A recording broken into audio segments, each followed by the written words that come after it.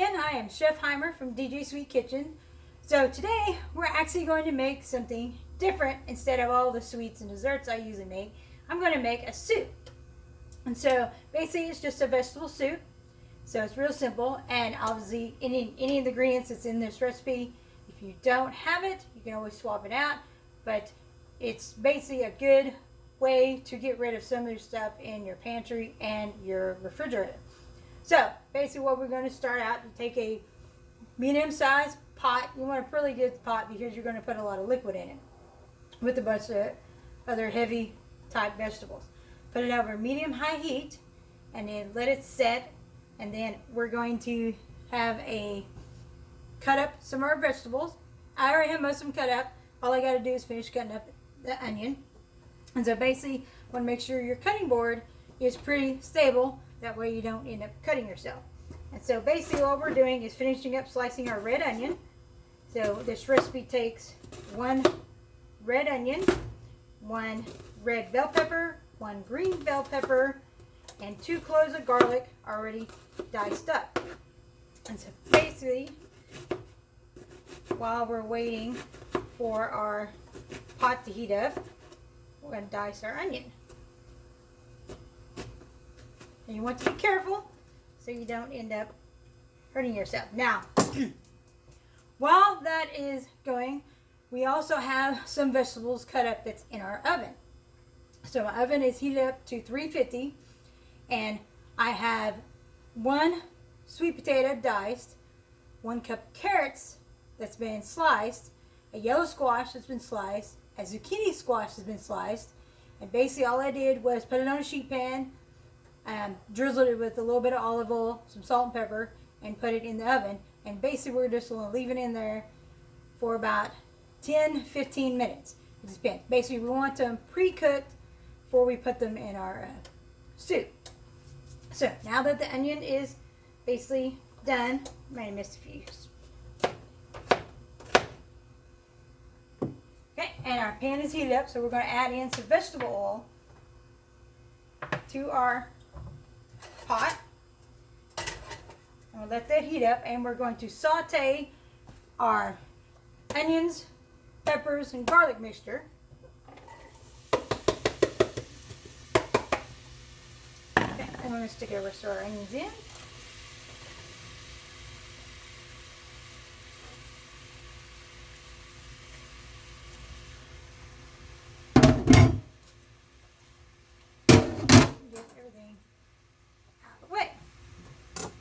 So while that is done, then we want to stir it really well. So basically you want to season it also.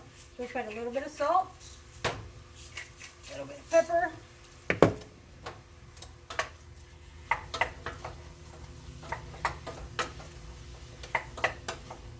okay, so basically we're just going to let them go until they soften.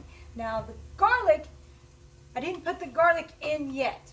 I just put in, if I said I did, I did not. So all I put in was the pepper and onion mixture. We want the garlic to go in towards the end, because if you don't, it'll get burnt and it'll turn bitter. And so basically while that is sauteing, we'll go ahead and get our other ingredients. So I have 4 cups of vegetable stock and 2 cups of water. If you don't have vegetable stock, you can always use any other stock, but of course if you're trying to keep it vegetarian, then you stick with the veggie stock. If you don't have it, you can always use chicken stock or beef stock, but then of course it's going to have that meaty flavor. I have 1 can of diced tomatoes, and then our seasoning mix, I have 1 cinnamon stick, and I have a teaspoon each of chili powder, cumin, coriander, allspice. You just mix it together. And then also towards the end of the soup, we're going to put in a cup of frozen peas, and we're going to put in a tablespoon of Worcestershire sauce. Now if you use beef or chicken stock, the Worcestershire sauce you may have to cut back a little bit, because the Worcestershire sauce in this soup gives it a hearty flavor and a meaty flavor, even though there's no meat in it. So if you do, now of course, this is not considered vegan because Worcestershire sauce, some brands do contain anchovies, which my brand I have does not. So I'm still good. It can also, this dish is also considered to be gluten-free as long as you don't add any bread products, toast, or anything with your soup. Okay, so now that is basically, so once that's done, we're going to pour in our liquid and our spice mix. I'm also going to pour in our can of diced tomatoes and our garlic. So you want to put the garlic in before you put in the chicken, before you put in your stock and water. I just kind of forgot about that, but that's okay. If you missed the step, you can do what I did and you stick it in. It'll still continue to cook. Now also, then we want to take out our vegetables from the oven, and so basically they are not completely roasted, but that's fine, but they are soft enough to where they've been cooked partially.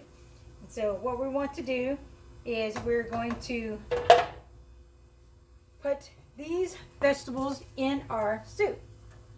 And after that's done, we're going to bring it to a bowl, and then we're going to cover it, and we're going to let it simmer. We're going to bring it to a bowl, and then we're going to cover it and turn down the heat to a medium heat. And then we're going to let it simmer. We're going to let it simmer for 30 minutes while it's covered.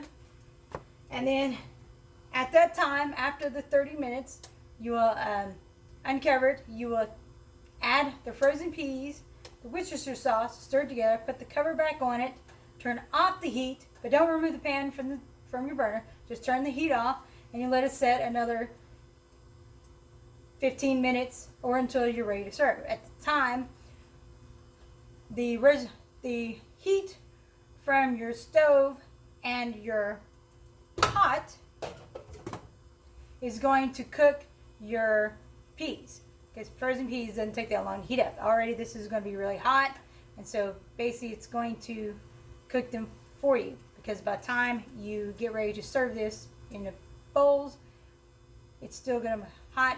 If you feel that you need to cook it a little longer, then that's fine. You can always turn the heat back on for a little bit to cook, but the way I created this dish, it works just fine. So basically everything is ready except for obviously the peas and the Worcestershire sauce, but that's fine. So, and it turns out, and you have a nice, beautiful soup. So there it is. Oops. So it's rich in color, and it has a red kind of color and texture. And then you can do anything to this soup. You can garnish it with anything. I usually garnish it with parsley and just have it with a piece of toast. But obviously, if you're going for gluten-free, you could use gluten-free bread, and then you can still use the parsley or any kind of greens you want to put on top of your soup. So that is all of this for this week's video. Obviously, the recipe will be at the bottom of this video.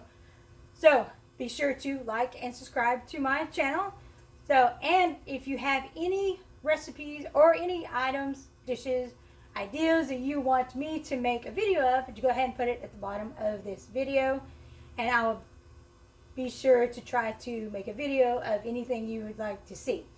So next week, I'm going to actually go back to sweets. I'm going to make cinnamon rolls for you guys. So stay safe, stay healthy.